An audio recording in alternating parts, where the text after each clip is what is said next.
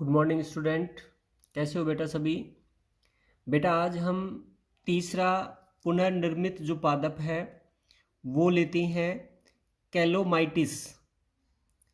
कैलेमाइटिस या कैलोमाइटिस जो है ये दूसरा पुनर्निर्मित पादप है। ठीक है बेटा, तो इससे पहले दो करवा दिए थे और तीसरा अपना है कैलोमाइटिस। देख बेटा, कैलोमाइटिस समूह के जो पादप थे इनका आगमन इनका जो आगमन था ये डिवोनियन काल जो थे उस डिवोनियन काल में हुआ था। इनका जो आगमन था वो डिवोनियन काल जो है उसमें हुआ था। और डिवोनियन जो काल है ये कार्बोनीफेरस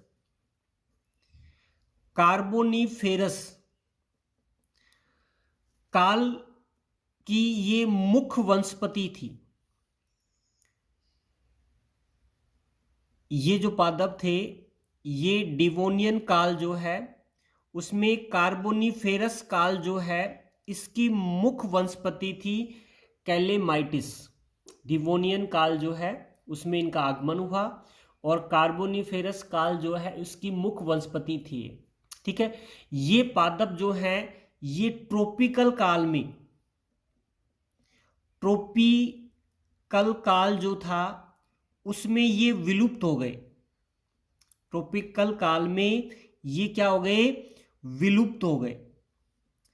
इनका आगमन डिवोनियन काल में हुआ और कार्बोनीफेरस काल में ये मुख्य वनस्पति के रूप में थे पृथ्वी पर।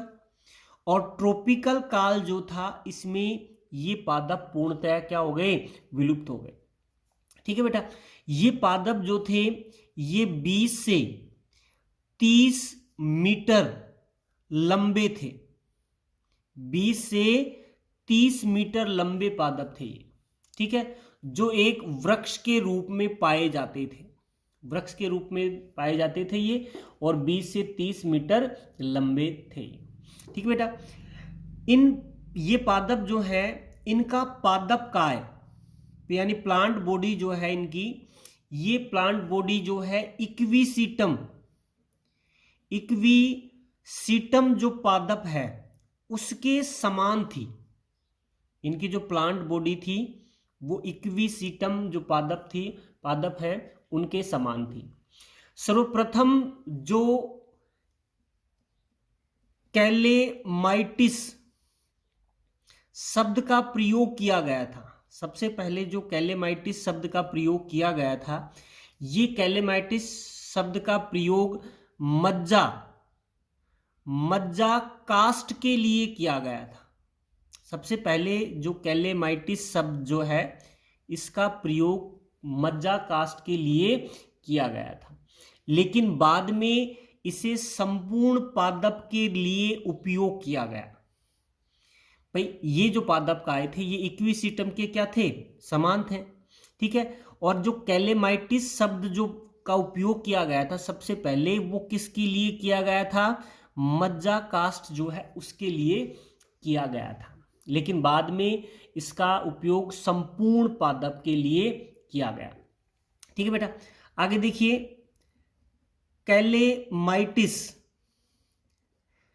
कैलेमाइटिस जो पादप थे वो जड़,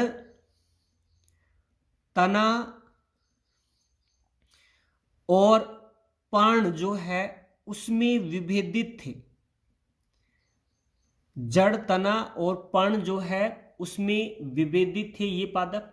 ठीक है बेटा, और कैलेमाइटिस जो है ये जो पादप है इसमें जड़, तना और जो पर्ण है इसका अध्ययन विभिन्न कूट वंशों के अंतर्गत किया जाता है। इनका जो अध्ययन है जड़, तना व पर्ण का, इनका विभिन्न कूट वंशों के अंतर्गत किया जाता है। जड़ का भी, तने का भी और पर्ण का भी। ठीक है बेटा, जिसमें हम सबसे पहले जो भाग लेते हैं वो लेते हैं इसकी रूट यानी जड़। रूट, देखिए बेटा, रूट का जो अध्ययन है वो कूट वंश एस्ट्रामाइलोन के अंतर्गत किया जाता है। इसका जो अध्ययन है वो एस्ट्रामाइलोन जो कूट वंश है उसके अंतर्गत किया जाता है। इसका अध्ययन कूट वंश एस्ट्रामाइलोन के अंतर्गत किया जाता है। इनकी जो जड़ें थी यानी जो जड़ थी उसमें पारु व पारुसंधियां जो हैं ये अनुपस्थित थी। एस्ट्रामाइलोन जो कूटवंश है इसकी जड़ों में पारु व पारुसंधियां नहीं पाई जाती थी। जड़ें अपस्थानिक होती थी। जड़ें जो थी वो कैसी थी? अपस्थानिक। जड़ें अपस्थानिक प्रकार की होती थी और इनमें पारु व पारुसंधियां जो हैं ये नहीं पाई जाती थी। ठीक है बेटा। उसके अलावा इसका जो राइजोम यानी भूमिगत जो तना था, राइजोम जो है, राइजोम व वायवीय तने के आधारीय भाग से निकलती थी। ये आधारीय भाग जो है उससे निकलती थी। ये जो रूट जो थी ये राइजोम और वायवीय जो तना होता है उसके आधारीय भाग से निकलती थी ये। ठीक है बेटा।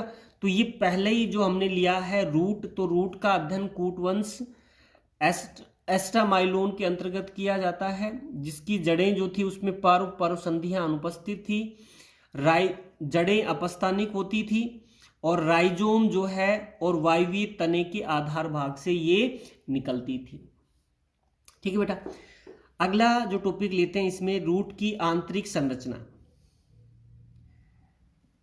आंतरिक संरचना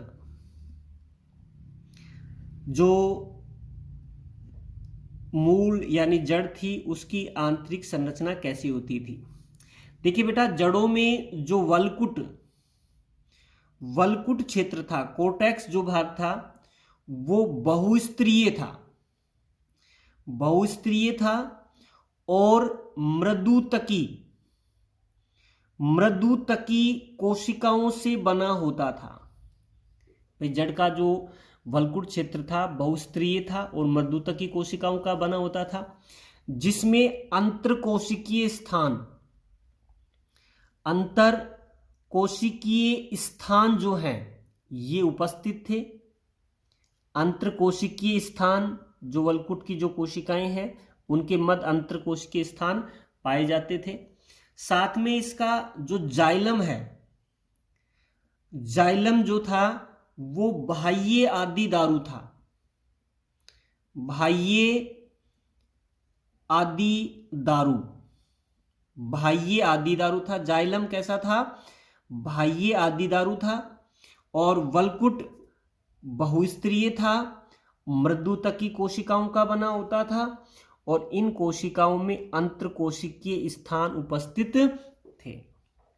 ठीक है। और इसका जाइलम जो है ये बाह्य आदि दारू था।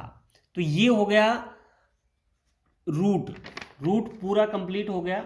अब उसके बाद रूट के बाद दूसरा भाग लेते हैं हम इसका, वो है स्टेम यानी तना।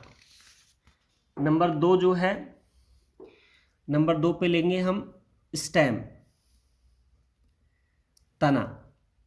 देखिए बेटा, तने की बात करें तो कैलेमाइटिस का जो तना होता था ये तना प्रकंद, राइजोम, प्रकंद व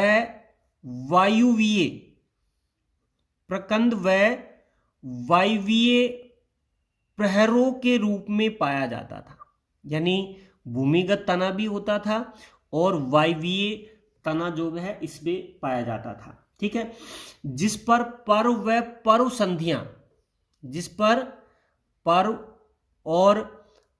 पारुसंधियां जो हैं ये पाई जाती थी।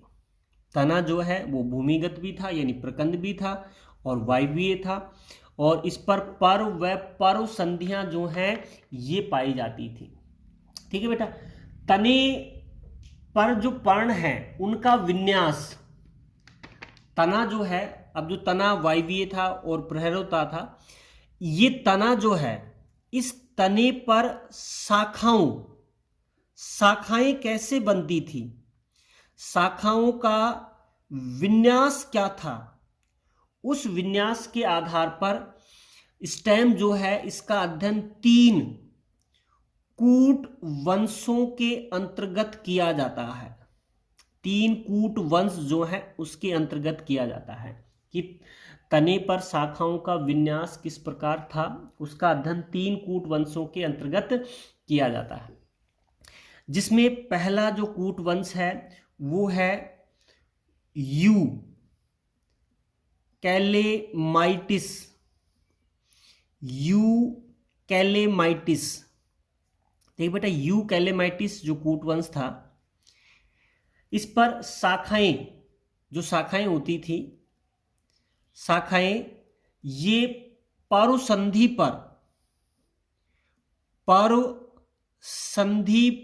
पर उपस्थित थी। शाखाएं किस पर उपस्थित थी? पारुसंधियों पर उपस्थित थी। दूसरा जो कूट वंश था इसका वो है कैलेमाइटिना।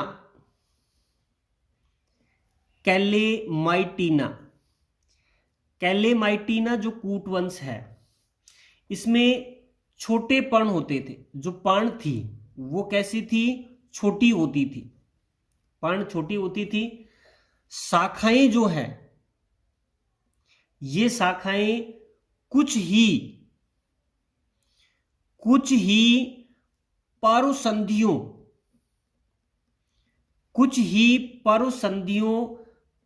पर होती थी।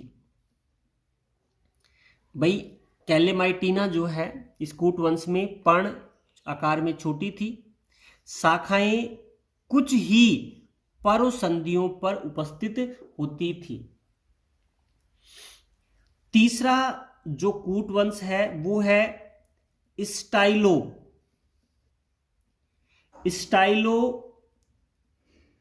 कैलेमाइटीज।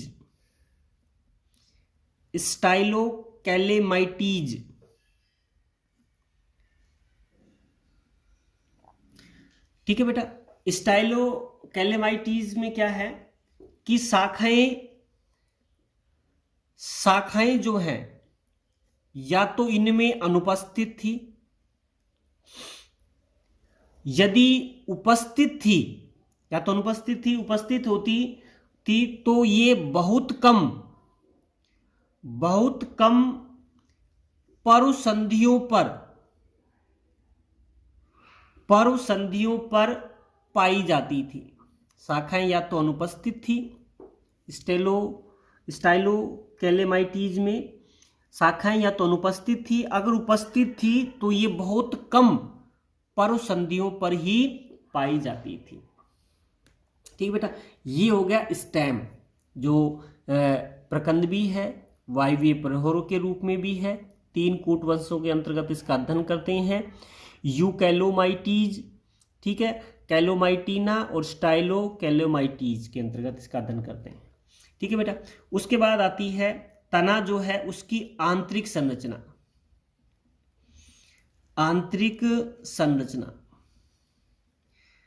तना जो है उसकी आंतरिक संरचना कैसी होती है ये देखना है हमें। तो आंतरिक संरचना में हम सबसे पहले लेते हैं तने का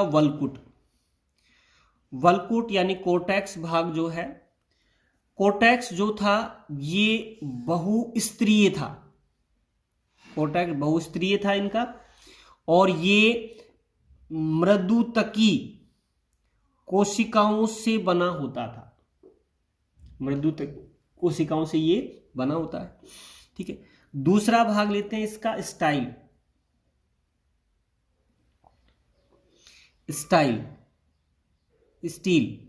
नहीं बेटा, स्टील यानी इसका रंभी तंत्र जो है। प्राथमिक सहवन पूल, इसमें जो प्राथमिक सहवन पूल पाए जाते थे, ये प्राथमिक सहवन पूल जो है ये एक चक्र में पाए जाते थे। प्राथमिक सेवन पूल एक चक्र में पाए जाते थे। जो अंतः आदि दारू, जो अंतः वो भाई आदि दारू था, ये अंतः आदि दारू थे। अंतः आदि दारू थे, संयुक्त थे। अंतः आदि दारू थे और कैसे थे? संयुक्त थे और समपार्श्विक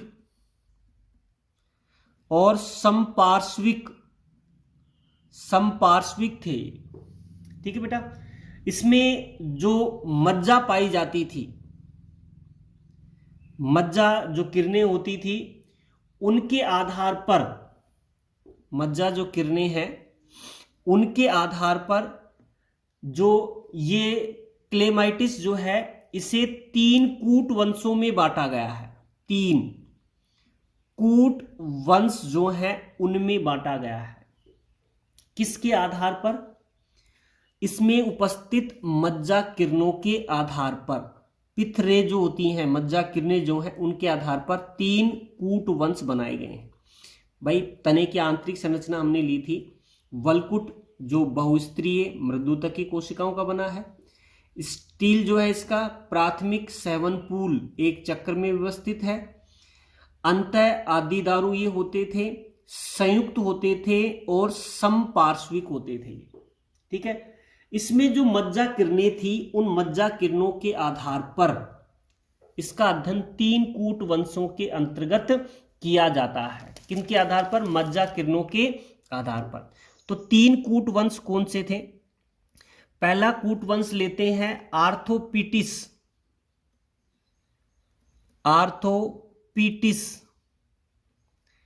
आर्थोपीटिस ये पहला कूट वंश है और इसमें एक चौड़ी क्षैतिज, इसमें चौड़ी और क्षैतिज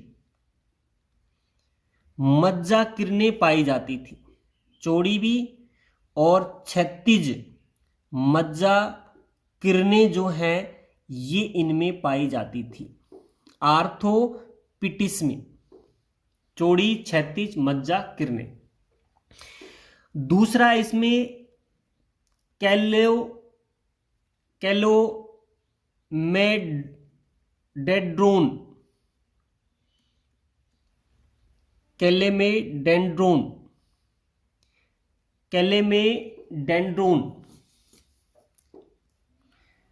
एक बार ध्यान देना बेटा, कैलेमोडेंड्रोन।